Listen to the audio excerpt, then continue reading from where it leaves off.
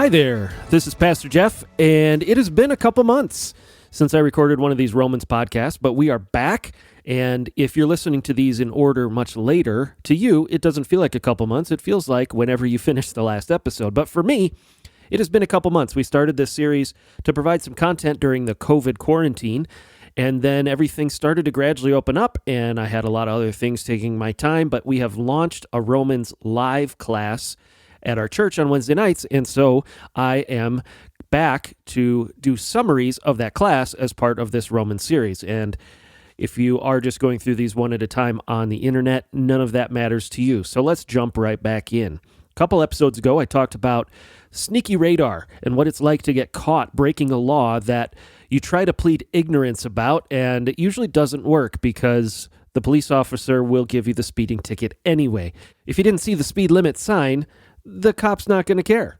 And ignorance of the law does not give you an excuse to break the law.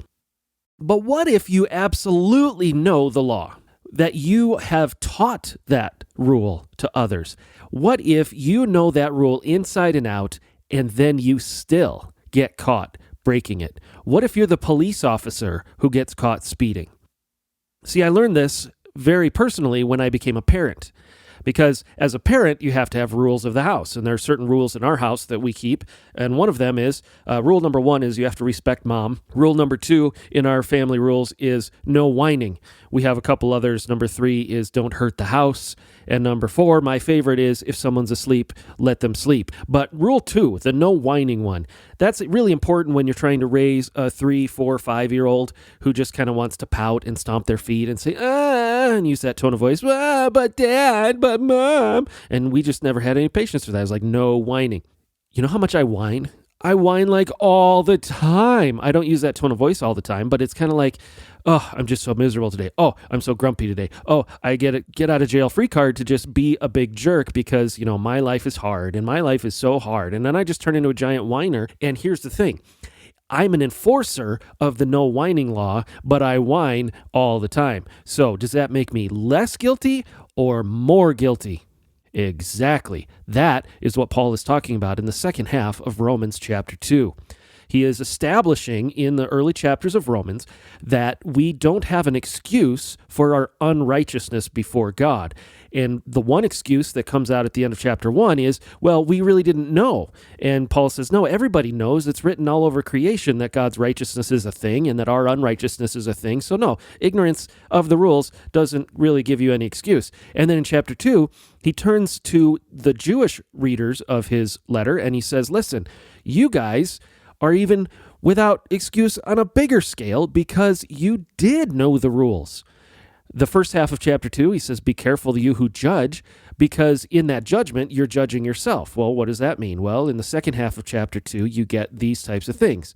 For all who have sinned without the law will also perish without the law, verse 12, and all who have sinned under the law will be judged by the law. For it's not the hearers of the law who are righteous before God, but the doers of the law who will be justified. So Paul is basically saying, you know the rules, you had the law of Moses, and you know that it isn't just knowledge of the law that makes you righteous, it's actual obedience to the law that brings righteousness. And the Gentiles who didn't have the law by nature sometimes do what the law requires because they are law to themselves even though they don't have the law. They show that the work of the law is written on their hearts while their conscience also bears witness, and their conflicting thoughts accuse or even excuse them on that day when, according to my gospel, God judges the secrets of men by Christ Jesus. What Paul is saying in these verses is our conscience is also proof that we understand the rules. And Gentiles, because they have a conscience and they can understand some rules, will sometimes obey those rules. And that's good. But the Jewish people know the laws all the time. They were raised in it as part of their culture. And so that's where he gets into the following verses. He says, but if you call yourself a Jew and rely on the law and boast in God and know his will and approve what is excellent because you are instructed from the law, and if you are sure that you yourself are a guide to the blind, a light to those who are in darkness, an instructor of the foolish, a teacher of children, having in the law the embodiment of knowledge and truth, you then who teach others, do you not teach yourself? While you preach against stealing, do you steal? You who say that one must not commit adultery, do you commit adultery? You who abhor idols, do you rob temples? You who boast in the law dishonor God by breaking the law. For as it is written, the name of God is blasphemed among the Gentiles because of you. Wow. We got to remember, as he is calling out all of these people who know the law for breaking the law, we got to remember Paul's background as the teacher of children, of the Pharisee of Pharisees. All these things he's saying, you're an instructor of the foolish. He's also saying, I was that guy. I thought I was the best teacher. But the truth is, I can teach it, and I can know it, and I can hold other people accountable to it. But the truth is, I don't keep it all the time either. So what does that say about me?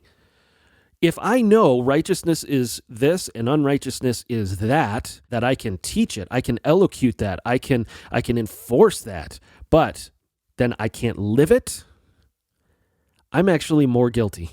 I'm actually more judged. If you know and don't do it, you are going to be more judged than if you didn't know and didn't do it. Of course, he's already made the case that nobody can even say you didn't know, but if you specifically knew, here we go. And then he goes into, at the end of chapter 2, an illustration of circumcision, which is the law of all laws that the Jewish people thought made them special and made them righteous. It's because Abraham circumcised Isaac, and therefore we ought to circumcise to be part of the family of Abraham, and therefore this external act of keeping the law will make us righteous before God. This is a huge theme that's going to come out a lot in Romans. Here he introduces it in verse 25 of chapter 2. Paul says, "For circumcision indeed is of value if you obey the law. But if you break the law, your circumcision becomes uncircumcision. So if a man who is uncircumcised keeps the precepts of the law, will not his uncircumcision be regarded as circumcision? Then he who is physically uncircumcised but keeps the law will condemn you who have the written code and circumcision, but break the law. For no one is a Jew who is merely one outwardly, nor is circumcision outward and physical. But a Jew is one inwardly, and circumcision is a matter of the heart, by the Spirit, not by the letter. His praise is not from man, but from God." Wow. This is huge. This paragraph is enormous in the themes of the book of Romans. Here's what he's saying. He's saying, listen, you went through the physical act of obeying one particular law, and you think that makes you righteous forever. But then if you go to break the other laws, it becomes as if you didn't follow that one in the first place. This is similar to what James says, that if you keep the whole law but break it in one, you're guilty of breaking the whole law. And here, Paul is basically saying, if you've kept one law but broken the rest of the law, you didn't really keep the law. And the point here isn't about the external anyway. Major theme. I want you to think neon lights. Major theme. The gospel is inward righteousness, not external rule keeping. And circumcision is the definition in Paul's letters of external rule keeping. But if it is not accompanied by internal righteousness, a circumcision of the heart, it means diddly squat. It means nothing.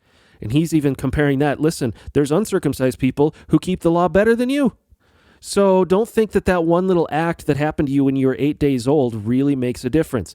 It doesn't identify you as part of the people of God the way you think it does. What identifies you as a part of the people of God, here he uses the word Jew to explain that in verse 28.